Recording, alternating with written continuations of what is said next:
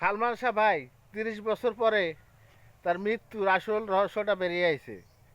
আসলেই এর কারণ যেটা সত্য সেটা সত্য চিরকালে থাকবে, আগে হোক পাশে হোক বেরিয়ে আসবে। সালমান শাহ মা বাবা এদের চোখের পানি মনে করেন যে আল্লাহ পাকের কাছে কবুল হয়ে গেছে। কারণ আমাদের অনেক ভক্তবিন্দু আছে, আমরা ৩০টা বছরের বুকের ভিতরে কষ্ট নিয়ে ঘুরে বেড়াতেছি এই সালমান সাহেবের মৃত্যুর ঘটনাটা নিয়ে।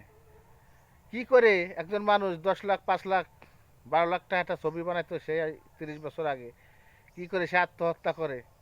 এত জনপ্রিয় একজন নায়ক এই সালমান শাহ হারানোর কারণে আজ বাংলাদেশের চলচ্চিত্রটাই শেষ করে দিয়েছে। অনেক হাজার হাজার লোক বেকার হয়ে গেছে। এদের মতো রত্ন আজ যদি বাংলাদেশ চলচ্চিত্রে থাকতো তাহলে চলচ্চিত্রটা ধ্বংস হতো না, সবাই কিছু রুটি রুজি কামাই করে খাতে পারতো। এদের কারণে পারে নাই।